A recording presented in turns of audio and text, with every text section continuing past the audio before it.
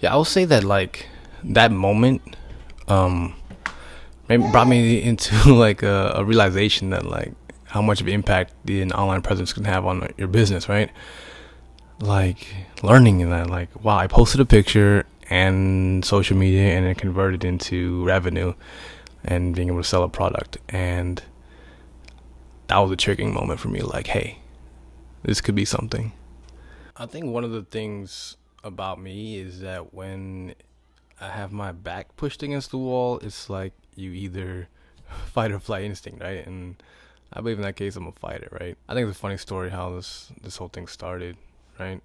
Because we don't really plan for anything to happen, and even if things happen that are out of control, is how do you react to it, you know? And I think one of those things for me that was probably a huge change in life was launching Baby Daddy's hot sauce. So of course, the pandemic happened, everything got shut down, and then my baby, hold on. So I think when launching Baby Daddy's hot sauce, it was really for my son because he we needed money, right? We just lost our job, found out we were pregnant, and then I was delivering for DoorDash at the time, and I think the story's funny. Like I always tell stories like I was just trying to make ends meet. I was out delivering for DoorDash, and then my wife calls me and she sends me a text message. Can you pick up a pepperoni stick and a pregnancy test?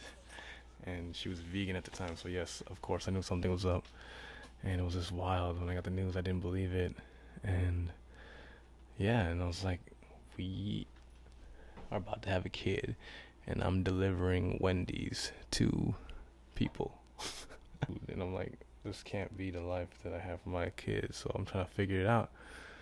Had some hot sauces or chilies fermenting in the closet and decided to like blend it up, make a hot sauce, and bottle it up.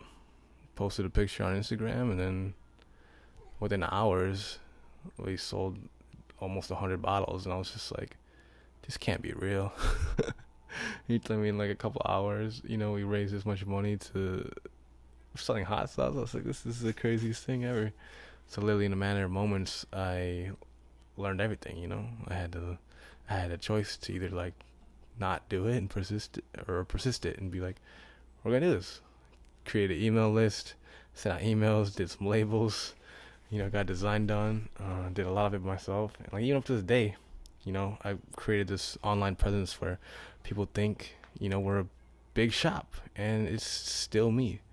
It's still me running a social media account. It's still me shipping out every hot sauce, making every hot sauce, putting the label on every hot sauce, and putting them in boxes, and then going to the post office myself and delivering them.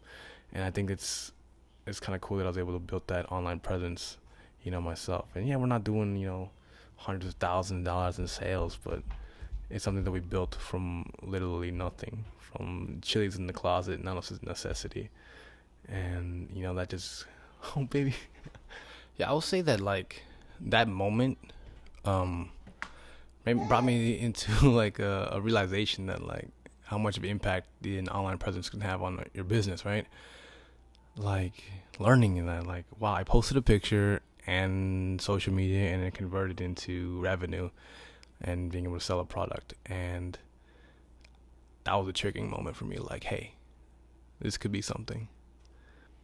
And part of it is too just being like fully prepared for these opportunities that might show up, right? Like I was preparing to be a cook, preparing to be a best chef, learning to make good flavors and build food, and to build this presence of like, hey, I'm a chef, I make good food. And I think that's part of it. It was like I built this reputation where people trusted me, and people trusted that I could make tasty food or a tasty product. And as soon as I came out with a product, they responded, and that was crazy. So I think a lot of that is just like it's a consistency thing. Keep growing your brand, keep building your personality, and people will connect.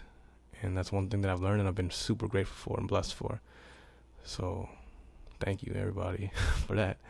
And like I remember when I got first into fermentation, it was like a weird thing because I just got a book on fermentation and I was super obsessed with it. And it's fermenting everything, where to a point where I asked my friend, I was like, hey, I'm living in this one bedroom apartment with 4 people and 2 dogs, and this is before we knew we were having a baby. And I was like, hey, can I use some of your storage, use some of your kitchen space or your living space to do fermentation? And my friends are weird and they let me do it, and literally we had a table full of fermentations going on in this apartment, and like a refrigerator full of fermenting stuff like blueberries, kimchi, chilies, like beets, whatever, you name it, and we had it going on. And like I'm pretty sure his apartment stank, but like once a week I would show up just to check on like the kombucha and stuff. And I don't know, it's crazy that I have friends like that that are like, yeah, sure, come on over and ferment stuff. So I really appreciate the people in my life that, support me on these weird adventures that I have. And I definitely think if it wasn't for those moments where we started fermenting things and just having fun doing things, it couldn't have turned into what it is today.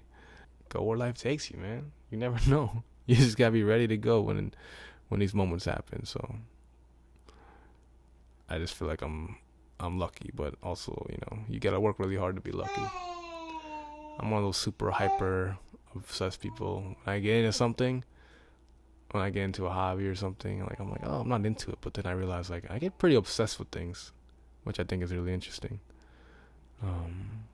We find a new hobby and it might be weird to some people, but you'll have to do it. I'm the same type of person that like when I find a song I like I'll just listen to it on repeat for days and months at a time. And I don't know, I'm like just realizing this now.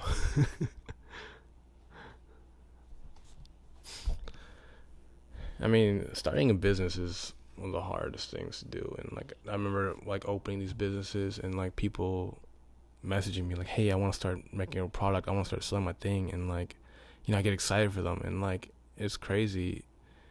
And it's how some of them have like grown into something huge and phenomenal with this small conversation that we've had and this idea we talked about, and they took it and they grow it. And then some other people just like have the conversation and we haven't seen anything yet. And I know it goes both ways because it is a scary thing to go out there, and part of it is thinking that like, sometimes on the other side of fear is the greatest rewards. When we overcome that fear and overcome those risks, like there can be so many blessings that we can't even imagine because we're doing something completely new that we've never done before.